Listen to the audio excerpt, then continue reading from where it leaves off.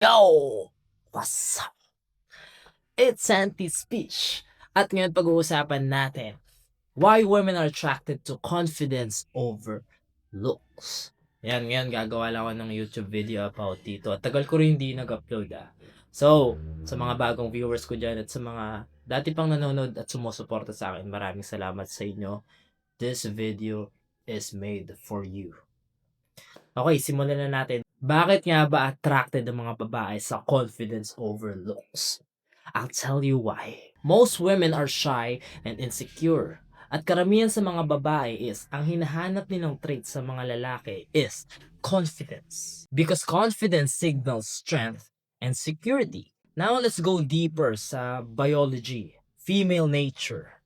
At a primal level, women are wired to be attracted sa mga lalaking nagpo-project ng strength and stability. It's basically a subconscious indicator na itong lalaking to, kaya kong protektahan. Kasi confident siya sa ability niya, confident siya sa sarili niya. He doesn't need approval. He doesn't need validation from society. He's just simply confident. At itong lalaking to, kaya niyang mag-handle ng malalaking problema at kaya kong i-lead. Which is highly attractive to women kasi most women, they're just finding a man who can lead her, a man who can show her the way. And that's why confidence is very attractive.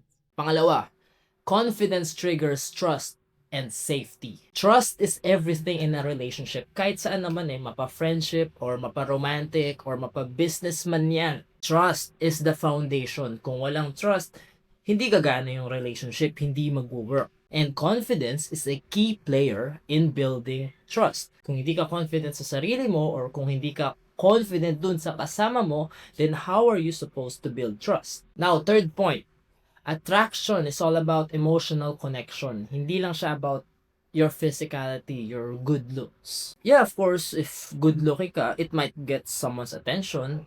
Alam mo yun? Pogi ka eh. Pero it doesn't sustain the relationship. It's the emotional connection that sustains it. Yung confidence kasi it exudes self-assurance that makes people around you feel safe. Gaya nga ng sabi ko kanina, if you're confident with yourself and your inner confidence shines and radiates, mararamdaman to ng mga tao sa paligid mo eh. Hindi lang yung mga babae or yung mga bata o mga kaibigan mo, pati yung mga hayop. Kasi you exude this amazing radiating aura. It draws people in by creating a positive emotional environment. You ever wonder bakit attracted yung mga tao sa mga confident na tao? May it be celebrity, a politician, a leader, o mga basketball player, or any kind of athlete na who's in top of their league. Bakit? Kasi yung confidence. Naalala ko dati nung basketball player ako, point guard ako, di ba? So ako yung nagmamanto sa court. Ako yung nag-uutos, o dito ka, dito ka. I exude this kind of confidence na I can lead the team. I look out for my people, for my teammates, and I make sure na involve lahat. That kind of leadership, that kind of confidence is attractive sa mga nanonood. Kaya nung naglalaro pa ako ng basketball, kaliwat kanan yung mga babae ko kasi yung confidence. Now, pagdating naman sa looks, ganito kasi yan, hindi lang naman hinahanap ng mga babae yung mga lalaki who just looks good on the outside. Ang hinahanap nila is yung mga lalaki who can make them feel good on the inside. Magkaiba kasi yung good looking ka lang sa napapa-feel mo silang good on the inside. Magkaiba yon. Kapag ang isang lalaki ay confident, he gives off an air of reliability and steadiness. Meaning to say, women feel safe around him. Kasi nagbibigay siya ng emotional safety sa paligid niya. Hindi lang mga women, pati mga kaibigan niya or pati mga bata. Kasi dahil confident yung taong to, nararamdaman nila na, safe ako dito kasi itong taong to, solid. Tandaan mo, women are drawn to men who can lead with certainty and make decisions without hesitation. Yung looks kasi ng isang tao, pogi man yan, yeah, of course, nakakakuha ng attention yun, nakakakuha ng mata yun. Pero, short term lang because looks fade.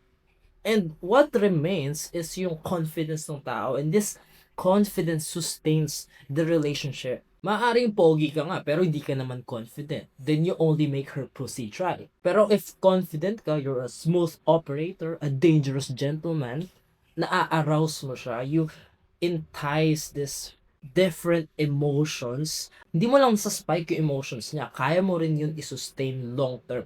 Women always look for assurance sa relationship.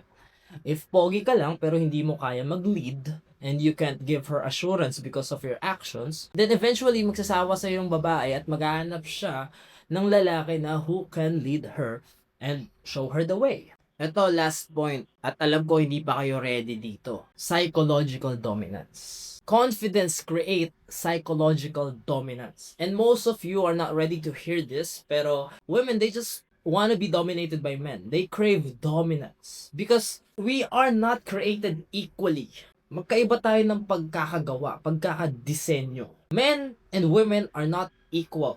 Women will always be inferior to men. Because men who move civilizations forward, ito yung mga hari, mga tribal kings, mga warriors. Men, we go to war, we protect the women and kids. Ganito tayo nag-evolve as civilization. Because ito yung nakadesenyo sa DNA natin. We are not created equally. Going back to my point, which is psychological dominance, women crave to be dominated psychologically. Ang ibig sabihin ko ba nito, maging abusive ka at agresibo? No, hindi yun ang ibig sabihin ko. When I say dominance, dominance in a way that commands respect and admiration. Kumbaga, you are a role model, hindi dahil sa words mo, kasi maraming lalaki dyan, putak ng putak, mas malakas pa magreklamo kasi sa babae, mas malakas pa umiyak kaysa sa mga babae. No, hindi ganitong klaseng dominance. It's not about being the loudest in the room, but it's about owning your space, holding your frame. Yung sinasabi kong dominance is the kind of dominance that you show through your actions. Yung sinasabi ko is hindi kayong lalaking marami pang satsat, maraming salita. Ikaw yung tipo na lalaki na isang salita lang but follows through every word. Isa kang totoong role model dahil sa mga kilos at gawa mo at hindi sa sinasabi mo. Kasi madali lang magsinungaling madali lang sabihin na ganito ka, ganito ka, pero masusustain mo ba yun? Pwede mapa-impress mo siya on the first date or the second or the third date, pero 3 months in, masusustain mo ba yung sinasabi mong ikaw? Ang sinasabi kong dominance, hindi yung palautos ka, ikaw si tipong Mr. Alpha strongman o malaki katawan mo, you're a gym rat. No, hindi ganong klaseng dominance. Alam mo, dominance, this is the trait that women find most irresistible. If you can dominate her psychologically, then you win the game.